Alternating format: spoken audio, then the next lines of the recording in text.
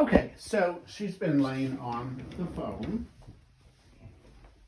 and I'm going to pull it out. It's 3 by 5. I'm sorry, it's 3 by 4 by 8-inch foam. It's kind of half round.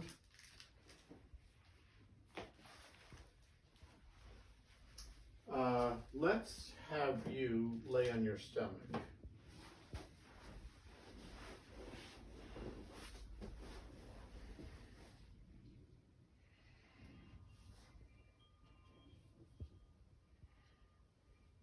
So I'm capturing your PSIS and part of the ileum above and below.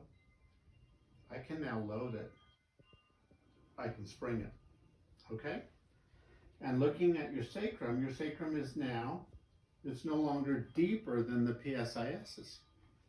It's come back. It's actually level with them at the S2 level. I'm going to try and spring the sacrum now.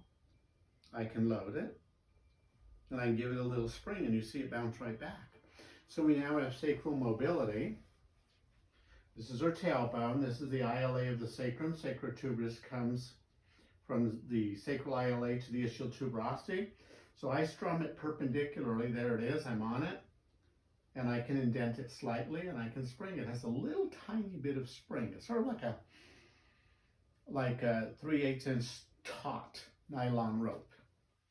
Let's have you, we'll keep filming. Let's have you step down and walk around.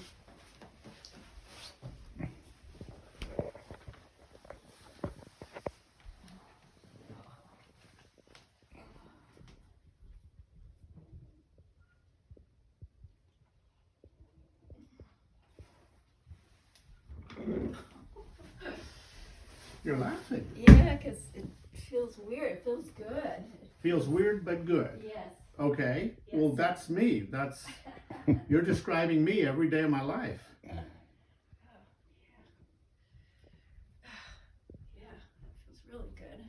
Tell me, Because I feel like there's less tension in my pelvic area, and it just seems easier to walk. Okay. Would you check the space in the front, please? Oh, it's shorter. It's smaller. It's still, a little bigger, but again, that was 40 years ago, and I've definitely gained weight, but it's smaller. It's smaller. Okay. So somehow there is some kind of malleability that's available. Yeah. And people debate about how much movement is in the SI and how much is in the pubic joint because they move together. Mm-hmm. And I've chased the literature. I'm aware of what's out there. I'm also aware of outliers, and you are an outlier in which your mobility could very possibly be greater than the average person, your age, size, body type, etc. If there's a better explanation for this phenomenon, I'm all for it. It just hasn't been forthcoming. Let's have you sit in this chair now. Mm-hmm. And just tell us what sitting is like.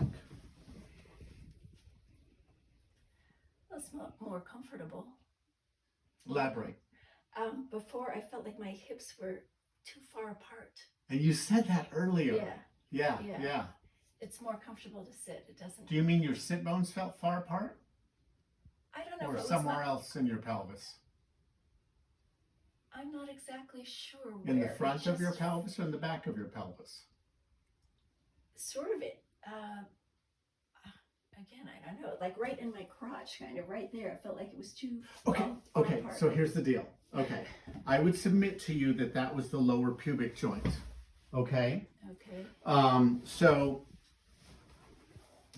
this is the pubic joint. It's a vertical joint, vertical structure, and I would submit to you that the lower part of it was possibly separated like that. Okay. That's actually three-dimensional movement. And given what was happening with the sacrum and the ilia, it probably was forward and I don't know. I think the first one, is more descriptive. Does that sound like what you were experiencing? Yeah, it does. Yeah, very good. And when we treat movement in one plane in this pelvis, it does move in three planes of the body. Sure. So I'm encouraged with this. I can't imagine your sacrum moving back into your body like it Like it seemed was. to be. Oh, good. Well, that's good. So this is what we call a once and done. That would be amazing. That would, yeah. Very good. Well, I'm delighted, whatever it is, you know, and someone's going to tell me I'm wrong, and here's the research, and this is what really happened. And I'm like, that doesn't exist. Yeah, That's a fantasy. No one can prove what really happened in your body. Right. Yeah, I don't even know. It's my body, and I don't know what happened. Right, really. right. Yeah. You know, and I think muscle can get really tight like your pelvic floor, and there is research that has validated that bony deformation happens in the pelvis. Well, yes, an ilium is a deformable structure, and guess what? It's remarkably thin right in this mid-region of it. And they've demonstrated that muscles pulling on the ilium can, in fact, deform the bone. So that could be a piece of this. You might have a little extra SI movement on each side. You might have a little extra pubic joint movement. And you may have unique anatomy, such that all of that adds up to you being one of those outliers that doesn't fit the box of the average woman like yourself who gave birth. So I'll tell you what, I'm going to stick with my SI and pubic joint explanation. That sounds right to me. It does, yeah. Yeah, I mean, you know, does, doctors look at women and say, oh, how many children? They're looking at the width of your pubic joint. It alters shape in response to childbirth. Right. So anyway, I'm yammering and I'm going to stop here, and thank you so much. Thank you.